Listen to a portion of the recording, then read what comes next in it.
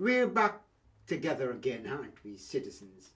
As we continue to look at the crapaud jumping, or as we say, the crapaud jumping, that seems to characterize in recent times the political landscape of our dearly beloved Guyana. Bearing in mind the falling out of Nagamutu from the PPP's cup, riddled with holes due to corrosion from corruption. One might think that the party may be hard put to solve the things together, but enough of that. On learning about Nagamutu's meteoric rise, 5 founder members of the AFC immediately bolted from the party, and crapaud jumped into the PPP's dented cup. The presidential candidate Ramjatan quickly calculated that since Nagamutu brought 12 relatives with him, the net gain for the party was 7 votes. Now, Nagamutu and former PNC henchman Trotman spend the days cuddling like 2 lovebirds. As an observer, I cannot show any preference for any party, but as a responsible human being, I hope that the AFC wins more than 1 seat. It would be most shameful and embarrassing to see 3 big batty men like Nagamutu, Ramjatan and Trotman sharing 1 seat in Parliament. If this happened, I hope Van West would take his axe and cut some planks from that fallen palm tree to reinforce that parliamentary chair. The actions of these party-hopping, crapaud-jumping politicians have infected smaller parties to a point of confusion. Dr. Rupert, suffering from an onset of Alzheimer's or historical amnesia, got dizzy or basity with all the cross movements of his fellow politicians, that the poor man zigzagged his way across the political landscape until he ran straight into the PNC's swamp. In this shell-shocked state, he embraced the party. When told that the strange sound emanating from the grave from the Lerepentier cemetery was that of Walter turning furiously in his grave, Dr. Rupert could only say, "Who dare dead? People's power, no dictator." The party, GUMP, Guyana United Muslim Party, has been forced to join the BUMP, the Brazilian United Multicultural Party, and the CLUMP, Chinese League of United Married People, to form the SLUMP, Society for the Liberation of the Ultramar People. In order to get the Amerindian vote, this party slump has courted a new party in the hinterland. This new party, the AMP, the Amerindian People's Party, is headed by a chief who promises to bring to the slump 100 new voters. I was invited to the launching of the AMP, and my soldiers and I traveled to the interior for the ceremony. The chief had his manifesto notched into a conga pump tree for all to see.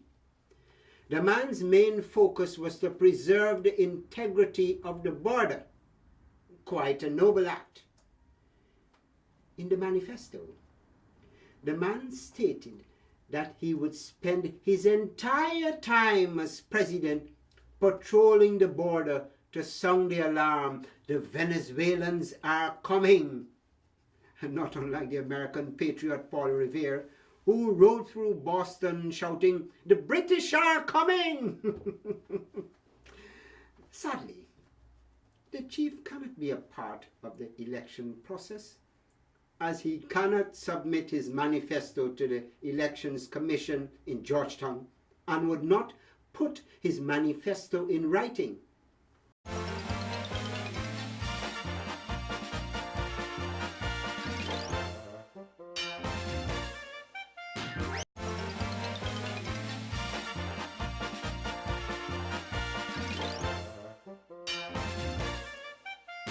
The champion of the forest has declared that the Congopum tree is an endangered species and it is against the laws of Prince Charles to cut it. Thus, the chief cannot foray into the political process. Unfortunately, the country has lost a patriot, and Slump is now in the dump without the 100 votes promised by the chief. Citizens, as a trained demographer and statistician, I studied the electoral lists from previous elections. I compared these lists to the number of departures from the CBJ International Drop Port. I beg your pardon, that should be CBJ International Airport for the same period. I made a startling discovery, and I immediately summoned a meeting with the dog doctor and the government and the opposition parties. I showed them that during the election period, people left the country in droves.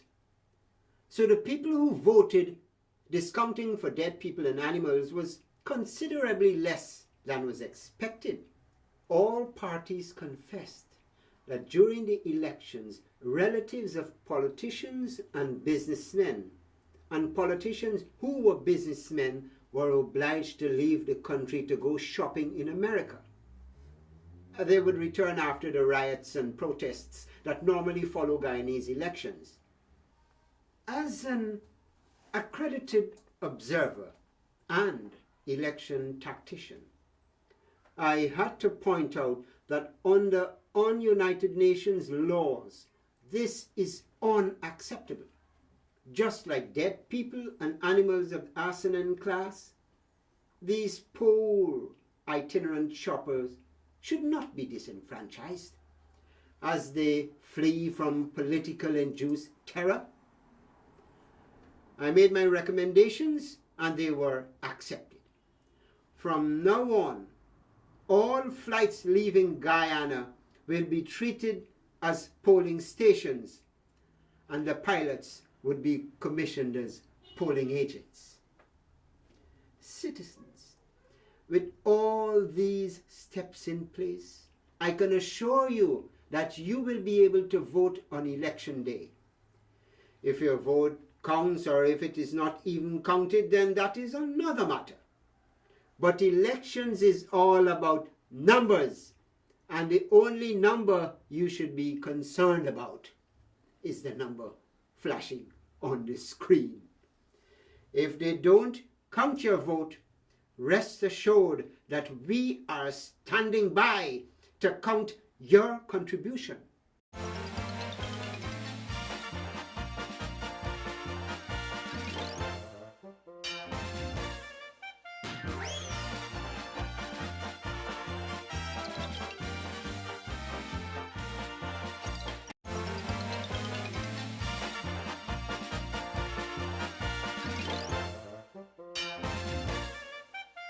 As roving ambassador of the United Nations, I am mandated to serve the world freely and without prejudice. In this rather privileged position, I contacted one of the leading minds in world affairs, a man who, because of his commitment to humanity, was awarded the Order of Mount Everest. It goes without saying that my conversations with this learned professor, Mbugi Kasim Cherishol, of the Oyinka Cannibal Chaributu University, were eye-opening in that they somewhat contrasted with the official position of the United Nations. I now share them with you and remind you that they were in response to a number of questions I had asked the professor. Why did Nagamootoo really leave the PPP apart from the reasons he gave? Why did he choose the AFC? According to the professor, and I quote him, I think the reasons that Nagamootoo left the PPP closely correlates with his public statements. It is very difficult, of course, to probe other personal reasons why a politician would leave an organization he is closely associated with for decades. He was a senior person inside the organization and would have felt some amount of betrayal when Jagdeo was pushed forward at Nagamoto's expense. He went with the AFC for several reasons. One, that party's growing prominence with a number of PNC and PPP defectors being attracted to it. Two, the influence of Kemraj Ramjatan, whom he works with on a day-to-day basis prior to his decision, and who is also apparently a friend. Three, he could not go with the APNU, as that party would be associated with the old enemy, the PNC. This would have been more difficult for him to sell to his constituency. Why did he choose the last minute to show his hands? I asked Professor Mbugi Kasim Cherishor. I once again quote the professor. I think he chose the last minute to announce his decision, possibly to get maximum tactical effect on the PPP, and also for the fact that it gave the PPP little time after election date was announced to put its machinery of discreditation of apostates to operate. As seen, it did create some amount of confusion for the PPP, as it would have been even more dangerous for them to have Joey Jagan and Nagamoto outside the flock. At a more general level, Nagamoto witnessed over time some of the symbols of the PPP crack or show of discontent, and this probably impelled his decision. What impact would his presence have on the AFC? Will he really get them more votes? Will the PPP supporters be more committed to vote for the PPP? The professor's response was, and I quote, "It will have some bounce effect on the AFC, especially in Indian constituencies. It will be difficult to know what direct electoral impact it will have on AFC's votes, but it will obviously pull more. I don't think the PPP supporters will be more committed to the PPP as a result, because Nagamoto's decision has to be taken in the more general discontent in the Indian electorate, especially with the Gawo discontent and general shakiness over many types of daily living. The PPP will of course call on the flock effect to denounce Nagamoto as a traitor, etc. But this has been done for decades, and one can credit the Indo-Guyanese with more sense than to fall for that tactic. What impact would he have on the PNC? I asked the professor, and again I quote, "The impact of Nagamoto's entry into the AFC would not harm the APNO or PNC. This is because Nagamoto's impact will largely reside in the Indian community and not directly on any strategy for APNO. In fact, the resulting confusion of PPP and AFC battling out over the areas where Nagamoto's move would have effect will be generally positive for the APNO." And so we bring to a close the comments of the learned Professor Mbugi Kasim Cherishor. See you folks on Christmas Day, and a happy voting Guyana come November 28th.